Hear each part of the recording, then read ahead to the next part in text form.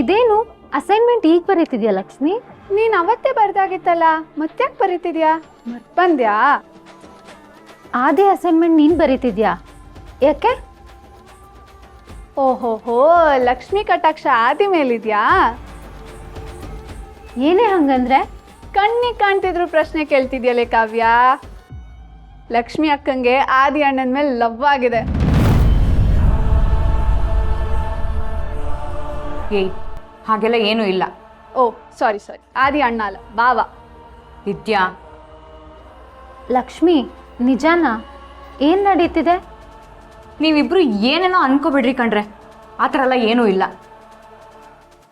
ನಾನು ಆದಿ ಒಂದೇ ಮನೇಲಿರೋದು.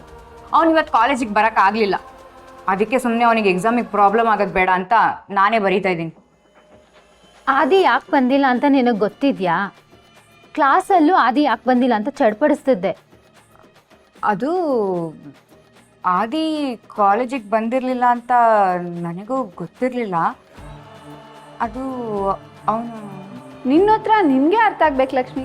ಇರ್ಲಿ ಎಂಥದೋ ಸಮಾಚಾರ ನಡೀತಿದೆ ನಿಮ್ಮಿಬ್ರು ಮಧ್ಯೆ, ನಾವಿಬ್ರು ಕಂಡುಹಿಡಿತೀವಿ ಅಲ್ವೇನೆ ಕಾವು?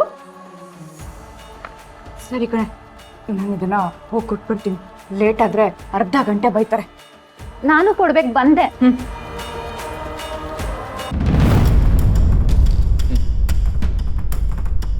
ಸರ್. ಏನಮ್ಮ ಹೆಸರು? ಕಾವ್ಯ ಸರ್. ನಿನ್ನ ಹೆಸರು? ಲಕ್ಷ್ಮಿ ಕೇಶವ್ ಪುರೋಹಿತ್.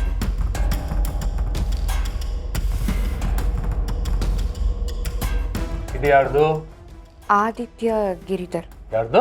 ಆದಿತ್ಯ ಗಿರಿಧರ್. ಅವನ ಅಸೆಸ್ಮೆಂಟ್ ನೀನು ಯಾಕಮ್ಮ ಕೊಡ್ತಾ ಇದೀಯಾ? ಅದು ಸರ್, ಇವತ್ತು ಆದಿ ಕಾಲೇಜಿಗೆ ಬಂದಿರಲಿಲ್ಲ, ಅದಕ್ಕೆ ನನಗೆ ಕೊಟ್ಬಿಡು ಅಂತ ನನ್ನ ಕೈಲಿ ಕೊಟ್ಟು ಕಳಿಸಿದ್ದು. ಈಗಷ್ಟೇ ಒಂದು ಹುಡುಗಿ ಆಚೆ ಹೋದ್ಲು, ಅವಳನ್ನ ಕರಿ ಹೋಗಮ್ಮ.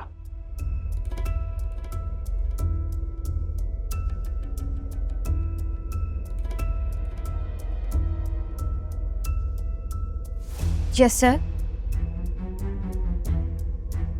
ಅವಾಗಲೇ ಅಸೆಸ್ಮೆಂಟ್ ತಂದಿಟ್ಟಿಯಲ್ಲ, ಯಾರ್ದಮ್ಮ? ಆದಿದು, ಐ ಮೀನ್ ಆದಿತ್ಯ ಗಿರಿಧರ್ದು ಸರ್. ಆದಿತ್ಯ ಗಿರಿಧರ್. ಈ ಅಸೆಸ್ಮೆಂಟ್ ಯಾರ್ದು? ಆದಿತ್ಯ ಗಿರಿಧರ್. ಇಬ್ಬಿಬ್ರು ಸ್ಪೈಗಳ ಕೆಲಸ ಮಾಡ್ತಿದ್ದೀರಾ ಅವನಿಗೆ? ಅವನು ನಿಮ್ಮಿಬ್ರಿಗೆ ಅಸೆಸ್ಮೆಂಟ್ ಕೊಡಕ್ಕೆ ಹೇಳಿದ್ನಾ? ಶಟಾಪ್ ಐಚೆ. ಏನ್ ಆಟ ಆಡ್ತಿದ್ದೀರಾ ಇಲ್ಲಿ ಬಂದು? 3 ಜನಕ್ಕೂ ಇಂಟರ್ನಲ್ ಮಾರ್ಕ್ಸ್ ಕಟ್ ಮಾಡ್ತೀನಿ.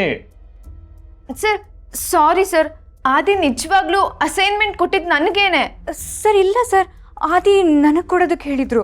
ಫೈಟ್.